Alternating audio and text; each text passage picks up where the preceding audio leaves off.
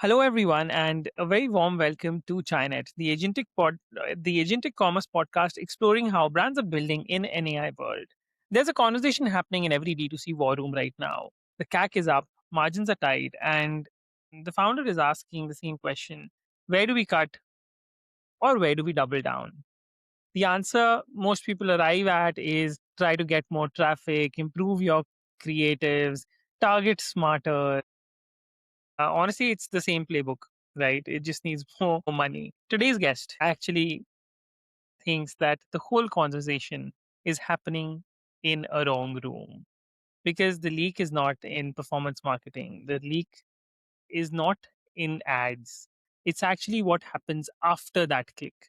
It's on the store. Shray Arora is the co-founder and CEO of Helium, a Gen AI platform that personalizes D2C storefronts in real time, visitor by visitor, session by session. He's a McKinsey alum, spent time inside Indify and AppBrew before founding Helium a couple of years back. He raised a pre-seed and this year landed on the Forbes 30 Under 30 Asia.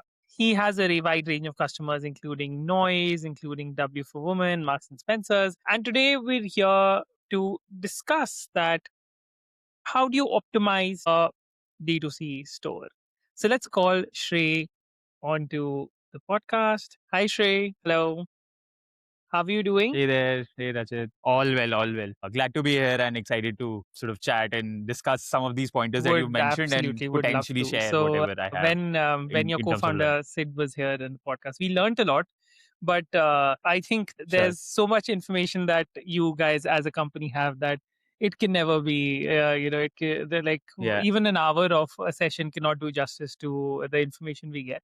So I'm very happy that you're coming on the stream again. So Shrey, if we start from the beginning in your corporate journey, somewhere you kind of realize that okay, there's it is worth leaving the corporate job and then building for ecom.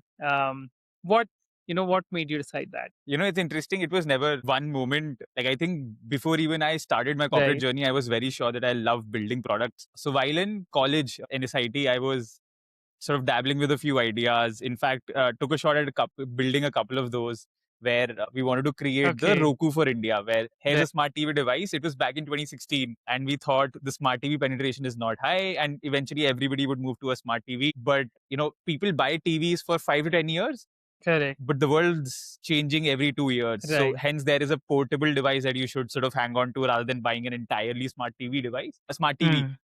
So which is where we started. We were, I mean, Right. back in the day when Geo wasn't doing this. Hmm. In fact, there was just one Right. Amazon Fire Stick that used to exist and Google Chromecast. So we were building that product up, and then we realized building that it's as much as a hardware play that a software play has to solve, where Right. content distribution is very Absolutely. very tedious, and I think it still is.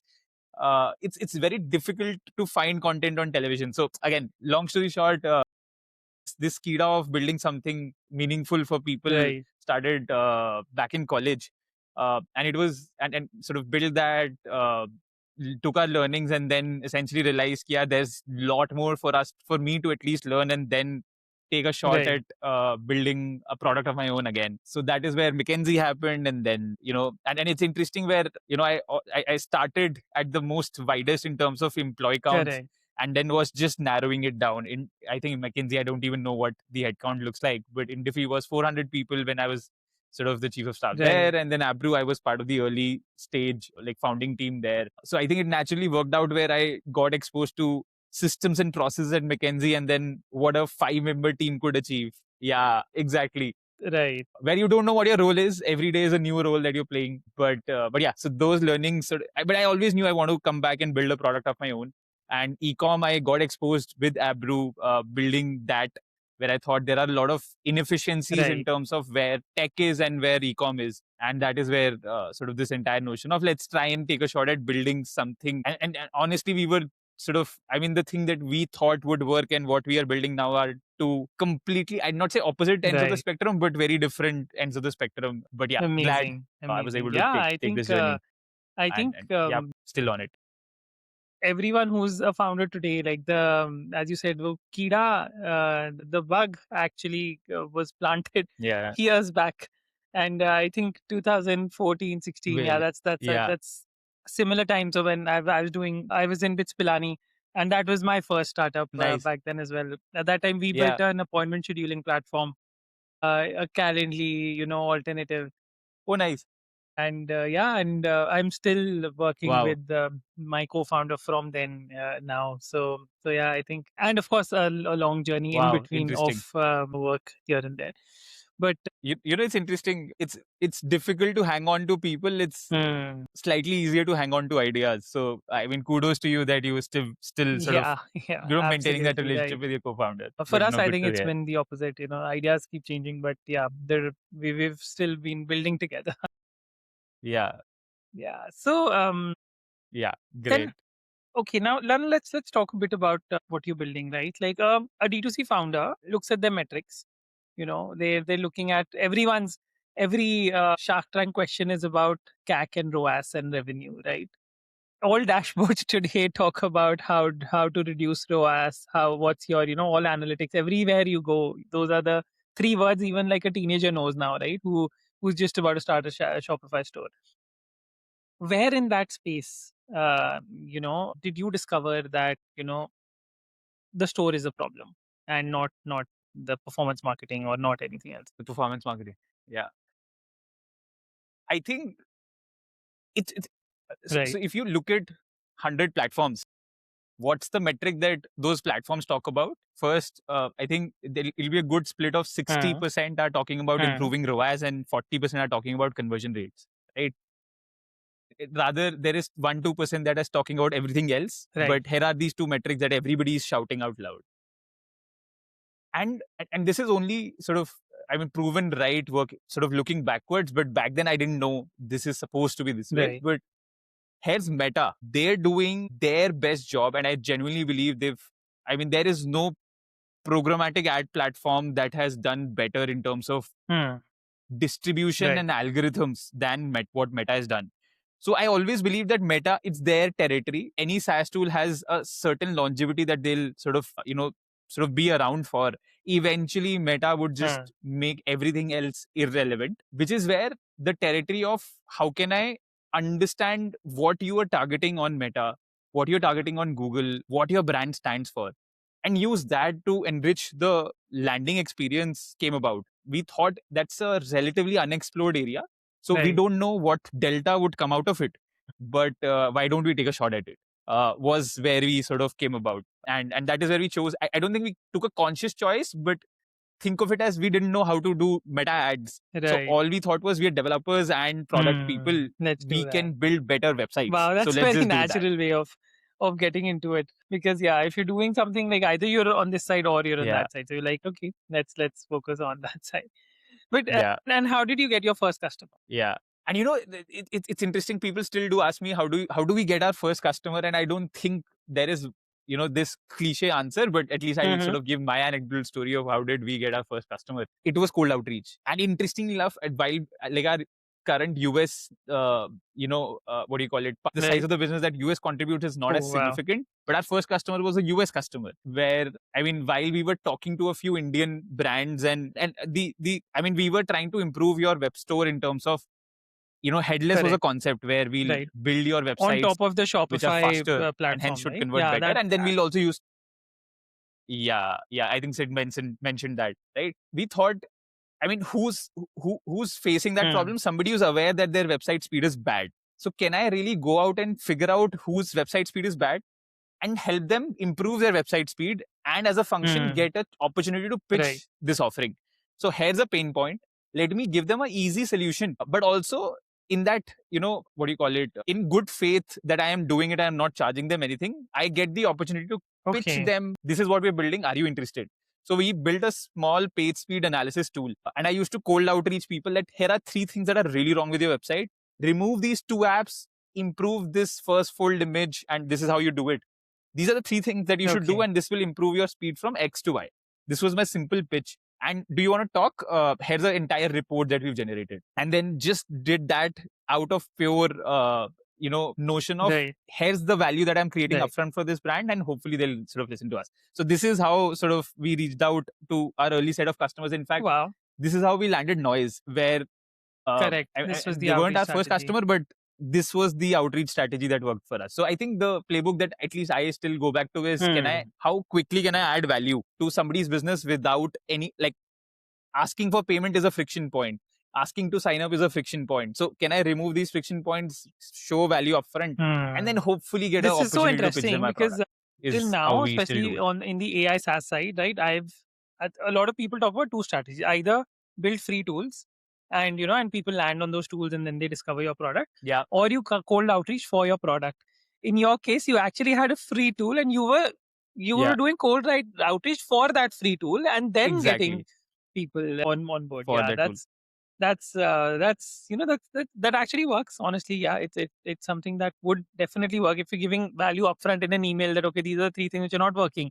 Why would I not want to go Yeah, forward and figure that out? exactly. But of course, then it's it, Yeah, it's a more customized way of reaching out to people, and I think that's and in this day of age of AI, if absolutely. you need to be you need to build customized funnels. Whatever you do, you cannot do mass Value market first. stuff and then Yeah, expect that people would reach out to you. Absolutely. exactly. Yeah, um yeah. so let's say today there's a brand which is spending 10 lakhs or 50 lakhs on ads, and visitors are landing on their page, and let's say their website is not great. What all can be wrong in a Shopify page speed? Of course, we've discussed. Other than that, what all can be wrong, and how much would, let's say, a 50 lakh ad spend cost if the conversion or if the website doesn't work? So there's no one Right. size fit all solution, but I'll give you anecdotal Yes. examples. I'll mask Right. the brand name, but I'll try and paint out stories, right? So if I am doing 50 lakhs a month in spends, I am typically sitting at anywhere between a crore Right. and a half Right. to 2.5 crores in monthly revenue. Now at that, and then sort of working backwards, I am then essentially doing 8 lakh rupees. I mean, anywhere between Fair. 5 to 8 lakh Yes. rupees a day in sort of revenue.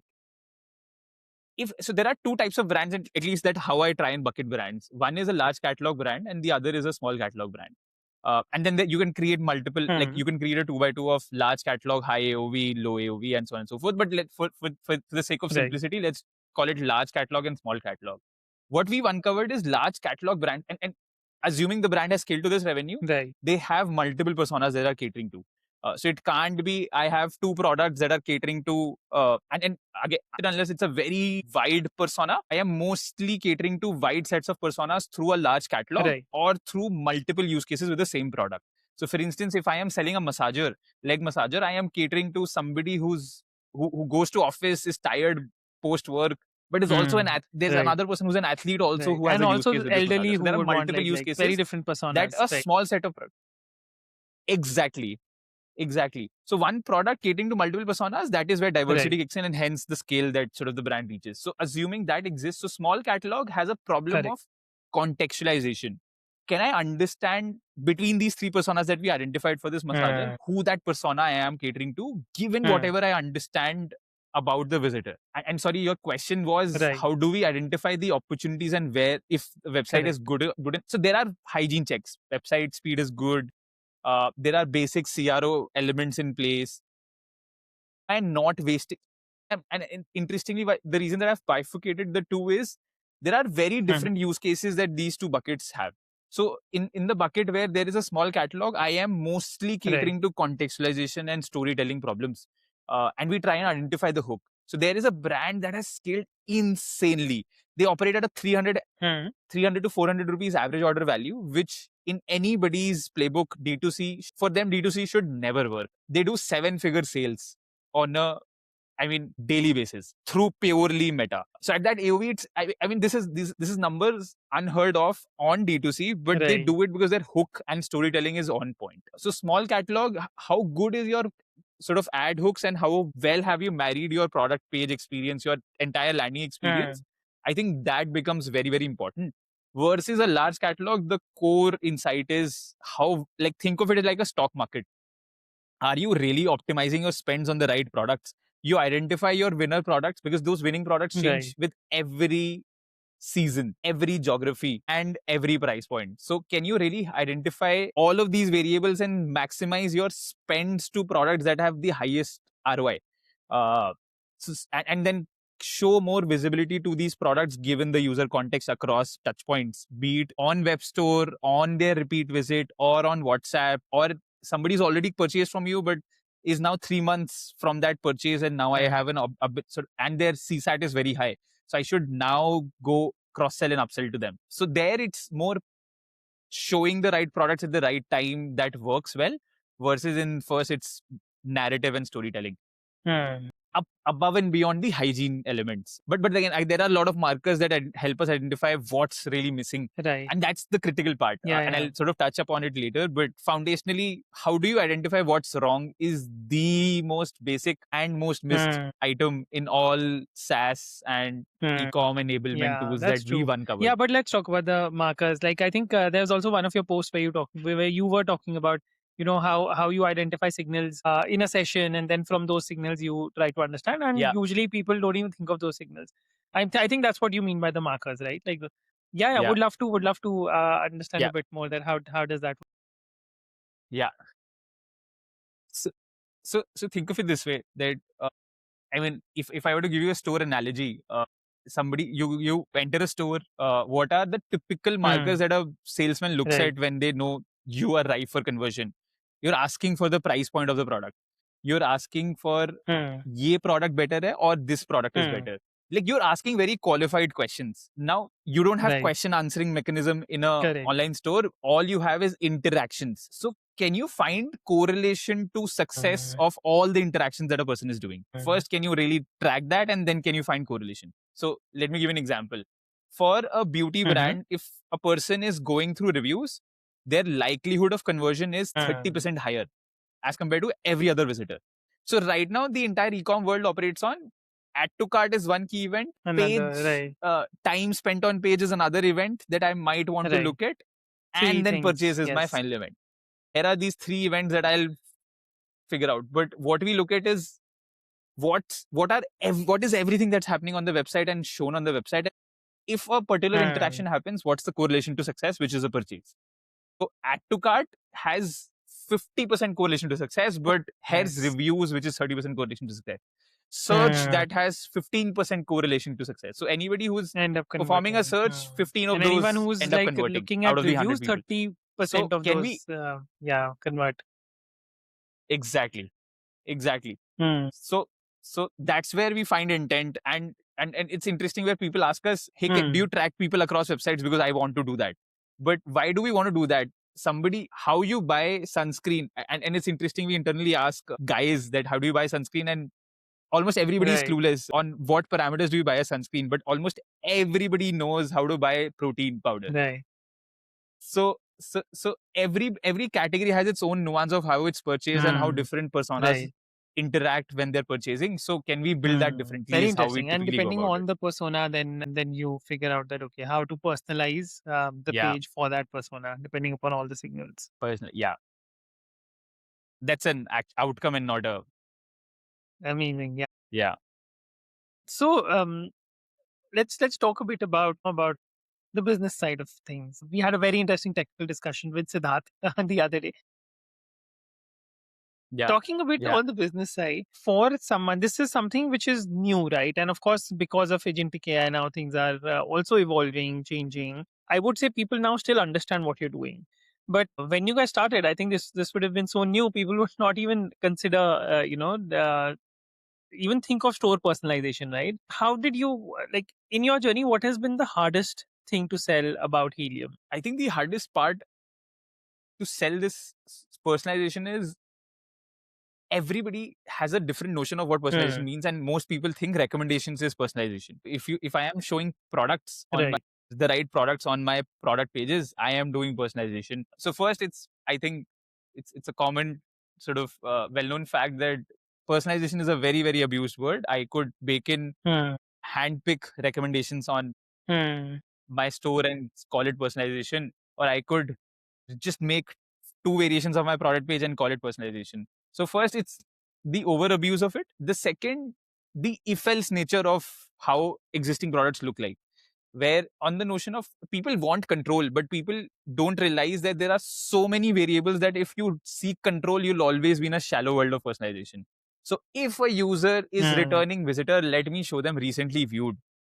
Wow. Like I don't even want to do that as Helium because that's supposed to be a software engineering problem Right. and not a data science problem. So, I mean, this notion of here's what I understand of personalization and everybody's trying to sell that, I think is the tedious task to sort of overcome and showcase them value with really Right. enriching experiences which is user level, and then it becomes a so if I don't give them control, if I don't create if else logics, if I say people in Delhi like floral patterns for a apparel brand, while Hmm. people in Chennai like darker shades. Now, from tracking to this insight to actually making it Wow. live, we take a couple of minutes.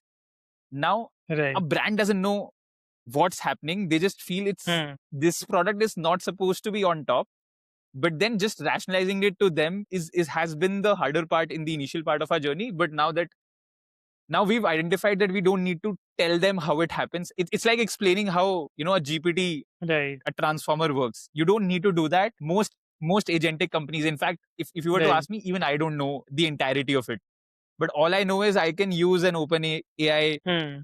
APIs and just build on top of it. So I The don't need to result. tell them how Yes. it The works. I just need outcome. to show them the numbers and the Correct. outcome, and that's all Yeah. that matters. Yeah, that's I think that's very valid, and even for real things, right? Like you don't need to know how a car works. You need to understand that it'll get you from point A to point B. And yeah, Yeah, if it's actually giving the result, yeah, yeah. then the nitty-gritties matter less, Then as long nobody would care. Yeah. it must have. But it Right. took a lot of time for people coming from engineering background. It wasn't Hmm. natural for us to not explain what Right. we're doing because we were very fascinated with the tech, the engineering that we put Right. in, that we were trying to Right. sell the Right. feature Right. and not the And outcome. would you say that you were always the business guy, or were you a techie and you were forced into being the business guy? No, I think I still don't feel I'm a business guy. I think I'm a product guy that had Right. to be both a business guy and a techie. I think I enjoy that part, and I think there are a lot of archetypes in a product guy as well. There are some product people who are very sharp in their articulation and Mm-hmm. what a user potentially would use. I don't think I am that. I think I am the one who'd venture into a territory, figure out what needs to be done because there's nothing that exists of that nature, and then potentially make his mark. So I'm a very specific archetype from, like, at heart I am a product guy. But if you have to become an entrepreneur, sales has Absolutely. to be something that you need to know and do. There's no shying away from it. So that's something that I had to learn. And tech, I think I know enough to not be fooled by the engineers, and I think that's Absolutely. enough. Yeah, there So are always so with yeah. non-techies there are always stories of being fooled by engineers. I remember there's a very close friend of mine who's in the marketing side of the game, and I'm more in the tech side. Right? Whenever we we sit Yeah. down for a chat, and I'm Yeah. like we always have the judging. He says that the like engineers are the worst employees because they fool the people, like they fool their bosses the most. And I'm like, no, I think the marketing guys are the Absolutely. worst because we don't know what they're doing. so, so yeah, both. No, I think marketing people Yes, have a problem of overcommitting, while right. engineers So have a that's problem of yeah, undercommitting. So absolutely, hundred that is percent. where And the spectrum. yeah, and I like Yeah. marketing guys know how to market themselves, but it's very hard to understand whether they know how to market the product or not. That you get to know after a year. So No, absolutely true. yeah, like I think that's a beauty of the Yeah, yeah, profession, right? Like you only if you've done it, you will actually realize what are the nitty yeah. gritties. So Yeah, let's take yeah, a brand for example. I read a wonderful case study of the Sudhati saris on your website. So yeah. they for them traffic was never an issue, right? As you guys also said that of course Shark Tank presence and all of that, and then the conversion was a problem. Now, what tell me that story. Like what when did Helium enter? What was breaking? What changed? Where did you guys take them to? Yeah. So they were using some alternative of ours, and it's interesting where Something, I think all yes, D2C right, enablers have overlap. So I think you could pick 100 of those, and right. there will be overlap amongst all 100 in all combinations. So there was an alternative for ours that we were using to essentially. The problem was very simple. We're landing Hmm. 60% of our traffic on collection pages. Our collection pages are 200, Right. 250 products long, and there are 20 of these. Now, it is almost impossible for us to, on a daily basis or a weekly basis, figure out what products are Right. selling well and then prioritize those. On some days we see there's so enriched experiences from a click-through rate to conversion Wow. perspective, and some days it tanks, and we don't know why. So the entire and that is where, I mean, we had this solution that we created, and then we sort of went deeper with them, where the entire problem statement was collection pages, and this is how Mintras and the Amazons of the world treat, right? They have these concepts of, you need to spend a certain amount of money to land Right. on my top of my search results, because it's more search driven than click a collection and then land there. But here people are landing on collection pages, so it's not search driven, but this real estate now becomes very important. So can I treat that in a very similar way on how Amazon does it?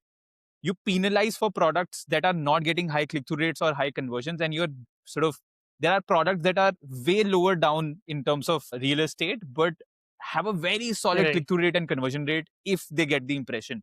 So can we test and push them higher and see if the goodness still holds, and then keep pushing them higher and higher, and do it Manually. programmatically and not somebody doing it manually?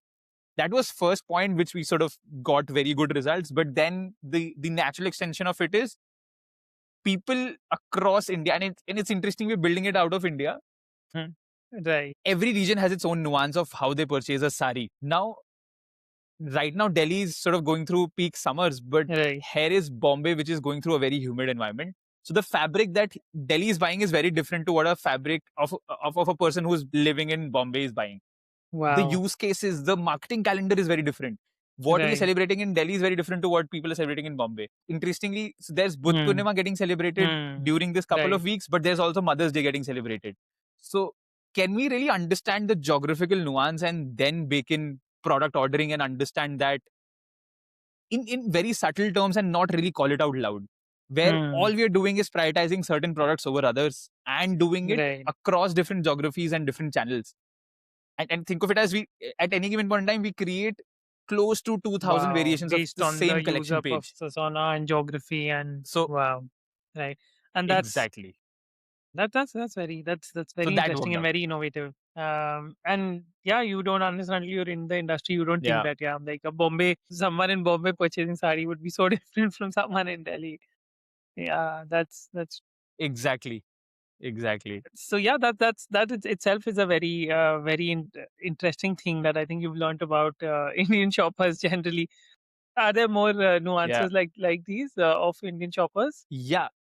Yeah. I mean, first I'll sort of share brand Right. nuances, and then I'll share sort of Indian shoppers, where now this same feature we had built, right? And this is where I feel this is like, as an AI platform, I potentially miss, or an e-com enabler, I miss a lot of context from a brand POV.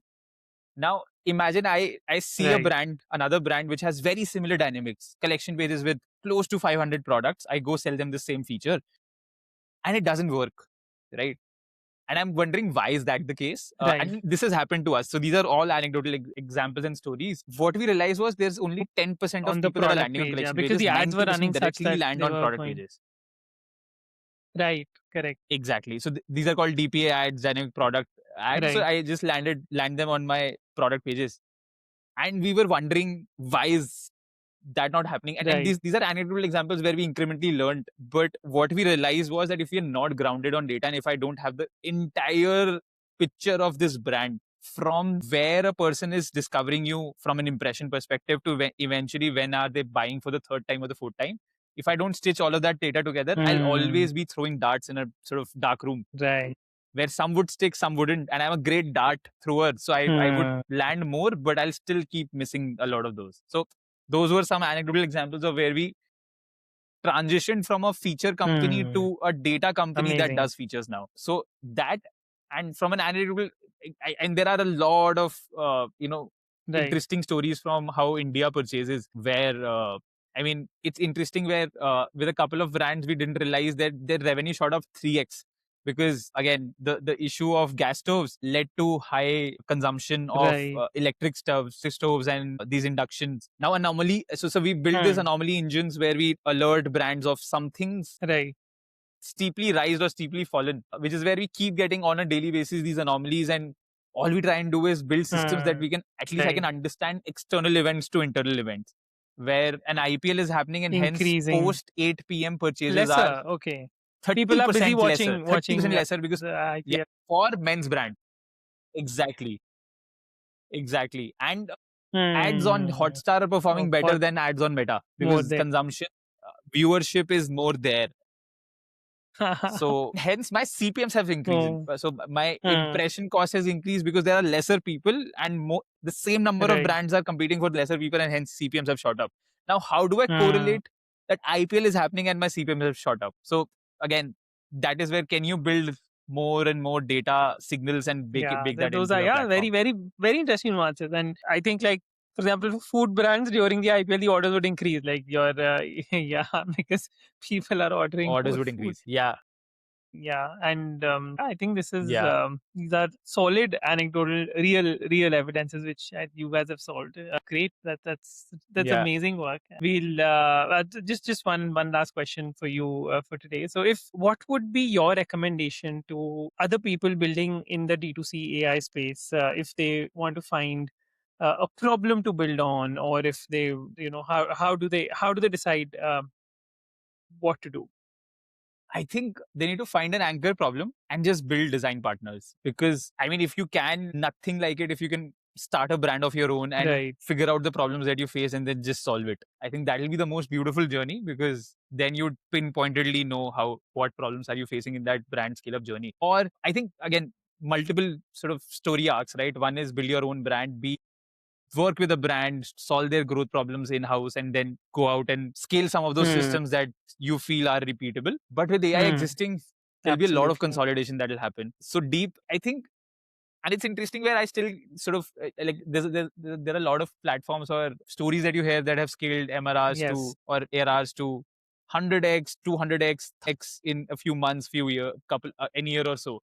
I believe there are a lot of, and I don't want to sort of, I mean, I don't mean this as a disrespect, but there's a clear choice that you'd have to make. Are you building shallowly but more broad? Or are you building more Hmm. deeply and hence more vertical? Which is where the time to value and the time to product creation and the depth that which you create would be much deeper, but essentially potentially could lead to more sustainable outcomes versus SEO, AEO, GEO, all of these terms, like I believe the Semrush and the Ahrefs of the world have really differentiated data that no Correct. other platform could come in and really build on. So any good AI tool is essentially a wrapper on top of Hmm. ChatGPT plus Ahref or Semrush data. Could you find really deep use cases and solve them is what my bias is, but obviously there's lots of entrepreneurs who've made insane amount of value with just shallow stuff Broad. but go very sort of heavy in terms of growth and broad in terms of Hmm. the market dedicator. So again, choose one, figure out where you want to go and build design Hmm. partners